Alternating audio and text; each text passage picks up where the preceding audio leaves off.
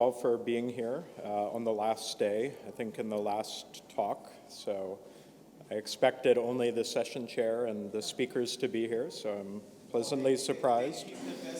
Oh yeah, sure. So we'll talk about the work, some of the work we've been doing for neural net verification. So I'll just mention the main person who's done most of this work is Tran, who unfortunately could not come as he has a single entry visa to the US and he does not want to get stuck outside of the US. So with our current situation, that's a real possibility. So unfortunately you got me. So I'll do my best and feel free to ask questions if anything's not clear. Okay, so I'll get started. So introduction of this and what our motivation is.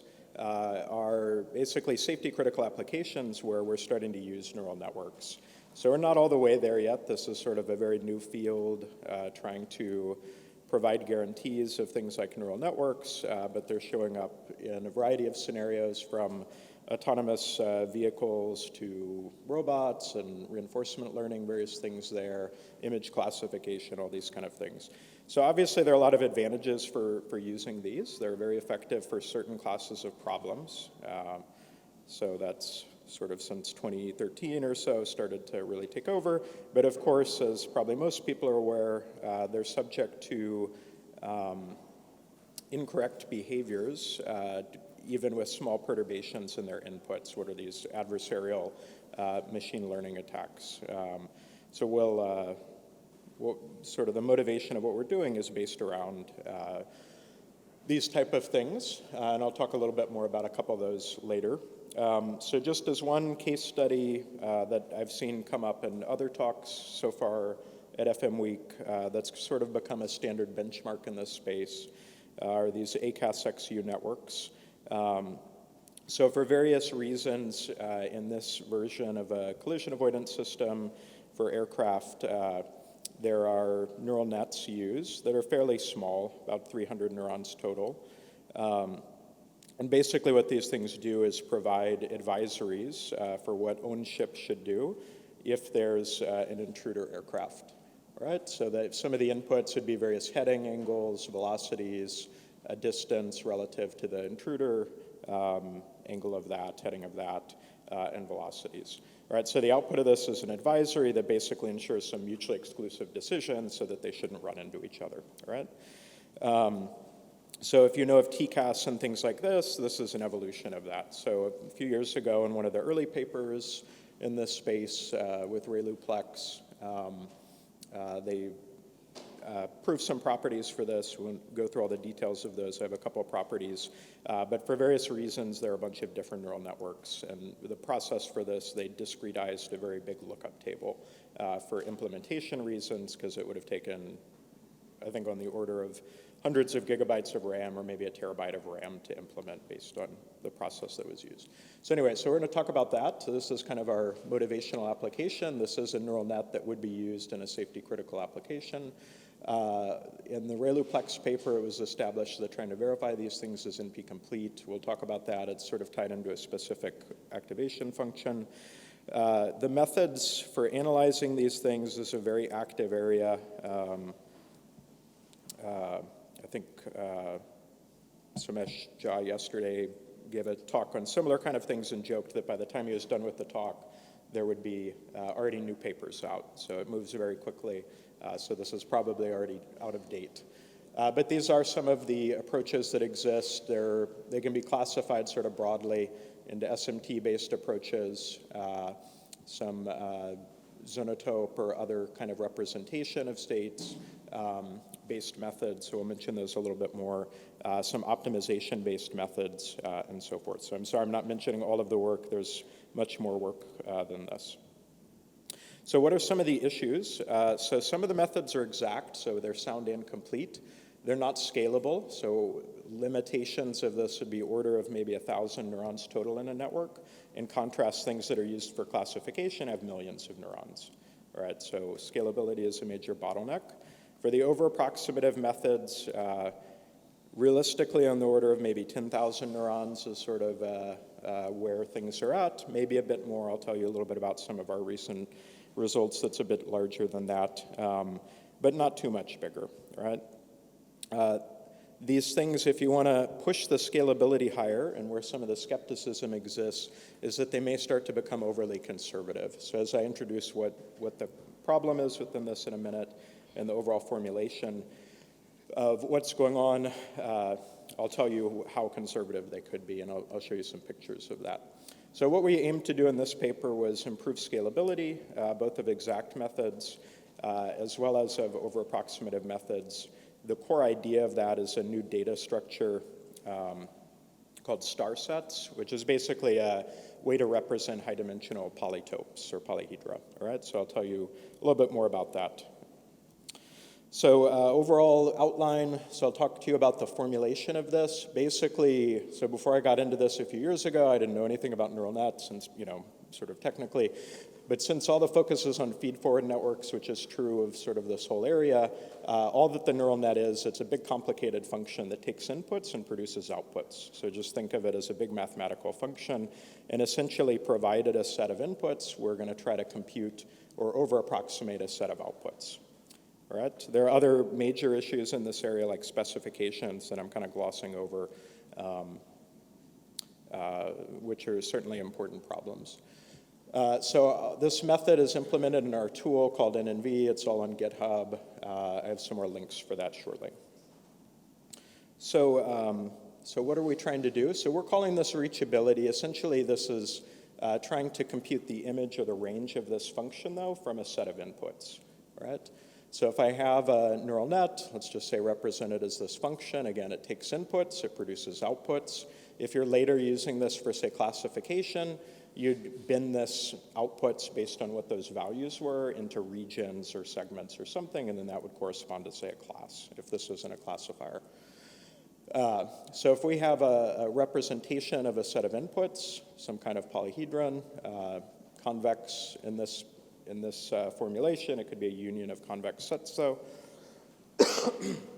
Excuse me.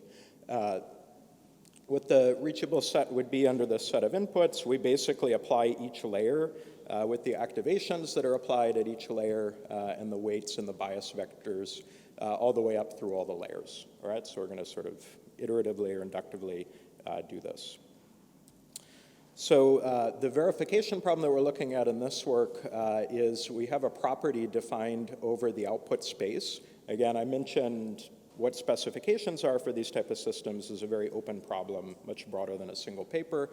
This doesn't make sense for all specifications, but it works in things like ACAS-XU. This also works for things like classification to some extent. So the safety property is just some predicate over the output space, a union of convex sets over the output space, all right? So again, provided a set of inputs, we're trying to figure out what is the set of outputs, and if we had a predicate over here, this S, we would be checking if these things intersect or not, kind of your standard formulation of reachability-based safety verification. All right, so what are the star sets? So this is a simple example, obviously. This is a square represented as a star set. So a star set's a tuple. It consists of a center, a set of basis vectors, as well as predicate. How it's overall defined is like this. So from the center, you're summing up each of the basis vectors times a predicate variable in total such that this predicate is satisfied over that set of predicate variables. All right, so it's easier to understand with an example. So this is centered at the origin. The basis vectors are orthogonally aligned with the axes. This is sort of a unit square, so the constraints that show up in the predicate are just defined like that, just some linear predicate. And then the other part of the predicate, the other constraint side, is just defined like that. All right, so we have a simple representation. If we plugged all these values in to this formulation, we'd sort of be able to convince ourselves that, okay, this is the intersection of all of these half planes, all right? It's like your normal kind of representation. Obviously, this is small dimension, just for sort of explanation purposes, but we'll talk about a few of the properties that make this effective in higher dimensions. So just a few facts about these things. So any bounded convex polyhedron could be represented in this form. Hopefully that makes sense. So it's just basically writing this out. And a fine mapping of a star is also a star. This is important in the context of neural net verification because basically what the basis vector is doing and what the weight matrix is doing in the neural net allows us to then just lift these things inside of the tuple and multiply each of the corresponding components or add it in the case of the basis vector. Right? So fine mappings are easy to do with these. And what you can see in this case, the predicate did not even change. Right?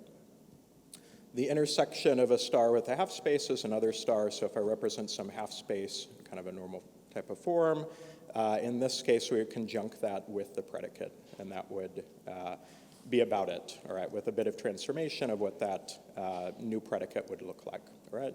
Just taking in these components of representing that half space with what the basis vectors are. Okay, so this is sort of a quick intro to this type of representation. Why we started to use these, sort of my core areas in hybrid system verification. These have been very effective in verifying high-dimensional hybrid systems. So we had a paper earlier this year at HSCC where we had to use other tricks because these are so big, but order of billion-dimensional linear systems. There's a tool that implements this that came out earlier that Stan was involved with and Sridhar Dugarala at UNC that built up some of these ideas. But this has sort of become popular in the hybrid system area and is, I think, what seems like the most scalable kind of representation for analyzing high-dimensional hybrid systems. All right, and the basic reason that it works out, doing these mappings like affine mappings, which would show up if I have linear differential equations like in a hybrid system, and taking intersection operations that could show up in checking guards or things like that. We are very efficient in doing these, and everything is just defined like what's on this slide. Okay, so pretty simple data structure to use. So what's the idea then in this context? So we'll apply the, get into some more details of the neural nets, and we're going to apply these in a sequence of things. We'll see that the reason this problem is NP-complete comes through basically a case split with the type of activations that we're looking at, but we do this computation in a layer-by-layer fashion, and this is parallelizable in a nice way, so our implementation is parallelized. So the basic idea in the core computation in one of the layers, if it has weight matrix W and bias vector B, if we have a star set of inputs, then the output of that layer, the reachable set of that layer, is applying that Raylose function lifted to however many dimensions that that layer has with the weight matrix and the bias vector applied to it. Okay? So decompose this then into two steps. We compute this affine mapping, where we're going to apply the weight matrix and bias vector to the centers, and then also to the basis vectors. Then we compute the Raylose on this. So computing the Raylose is sort of the complicated part of this, and it's done using a sequence of step Raylose operations that I'm going to talk a little bit more about now. So the type of activation that all this is restricted to are Raylose, and what a Raylose is, it's a rectified linear unit, so it's basically the max of the input and zero, so it's going to, if things are negative, it converts them to zero, right? If they're positive, it just leaves them the same. So these do show up a lot in various neural nets.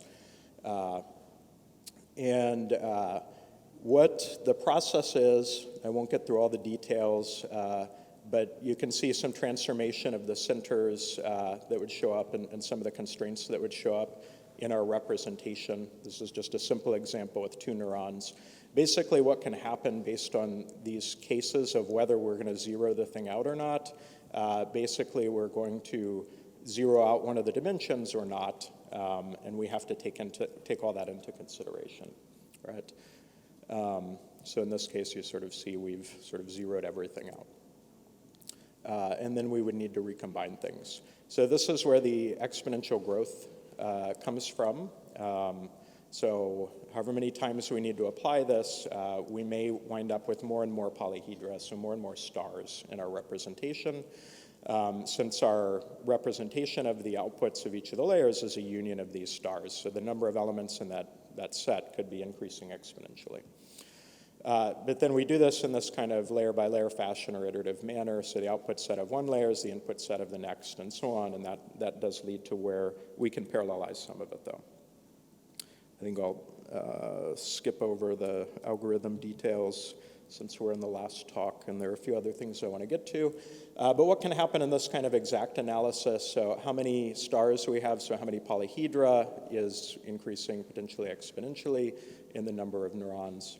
The number of constraints, however, when we're using the star sets has a linear growth within neurons. The overall verification complexity is stated here. Basically, what we're doing in the end is we're checking feasibility set intersection of these representations of polyhedra. So that results in potentially having to solve a lot of feasibility problems to check if those intersections are empty or not. And this is sort of a breakdown of this into just formulating this of what these sets would look like to see if things are empty or not. All right. So then if we do violate whatever the property would be, i.e. the function does map to a point in a particular set that we care about, then we can go back and reconstruct things. So this is one of the advantages of using a representation like this versus SMT-based approaches, is that we can actually go back, and it's sort of like doing the inverse operation from the output space. We can go back and find every point in the input space that would lead us to a point in that output. Okay? So that's a bit about the exact analysis. Let me talk a little bit more about the over-approximative analysis and compare it to some of the other state representations that are used. So you have the Raylose drawn out in blue here. So you can see when it's negative, it's 0. When it's positive, or just whatever the input was. So using a star set, we can represent the over-approximation of this Raylose, provided some input in this form. If we're using a zonotope, it may look like this. If we're using basically polyhedra plus intervals, which show up in a recent method called deep poly, it would look something like this. But the basic idea of what we're doing, if things are positive, we're just keeping track of this, so we're introducing no over-approximation error, whereas if you see with the zonotope, you are introducing some error depending on exactly what type of zonotopes are being used. If things are 0, we leave them 0, and then we're just representing this line, basically. All right, so the overall reachable set would be whatever's inside of this triangle. So let me see where I'm at time-wise, because I'm sure everyone's ready to jump out. Okay, so we basically do the same thing as we did in the exact case with the approximative representation. We're no longer representing things exactly, though. We're now doing it with this approximative representation. So then we'd use this approximative representation at each neuron and this approximation of the Raylose instead of the exact analysis of it. So I mean, this line is just some polyhedron, if I want to think of it that way, or these two line segments. So we can represent that exactly with a star, which is what's done in the exact analysis, but now we've introduced this approximation form. So what are some of the steps that are important for this, though? So there are bounds that are computed on different neurons that show up in these intermediate layers. So there's no change if the lower bound is non-negative, so we just get the same result, right, in this case. If it's 0, we'd be zeroing things out. And then if it's, in this case, we'd introduce a new predicate variable, and this is where we'd have some complexity growth when we're using the approximative form. So the complexity of this, the overall sort of summary of this, is that doing this, and with some merging and things that need to happen, the linear growth, we would have linear growth in this in terms of the number of neurons as opposed to exponential, right? But what we gave away is that we're now conservative. So this is an abstraction. So let me tell you a little bit about the implementation and some of the evaluation. So this is all implemented in INNV. It's on GitHub again. You can run this without a MATLAB license, although I see Akshay in the back, so. But CodeOcean has a deal with, he's from the MathWorks, so CodeOcean they have a deal with the MathWorks to be able to run MATLAB online for repeatability purposes. So there's a DOI for this. This QR code links to that. The repeatability of everything in this particular paper is tagged in the repository. So I'll just mention a few other things. There are a lot of other features in an NV. So there's a recent convolutional neural network support, including analysis of large neural nets that are successful at solving ImageNet problems, and these are quite large networks. There are other activations implemented. This paper is focused on Raylose. However, there are other activations implemented, TANH, sigmoid, and then things that show up in CNNs like MaxPool. So I'm not talking about as much of the details of that, but a lot of other things. There's also capability to analyze what are called neural network control systems. So if we had a neural net as the feedback loop, you can have linear dynamics, nonlinear dynamics. Again, I mentioned my sort of core area is hybrid systems, so this is some of the stuff we're kind of targeting.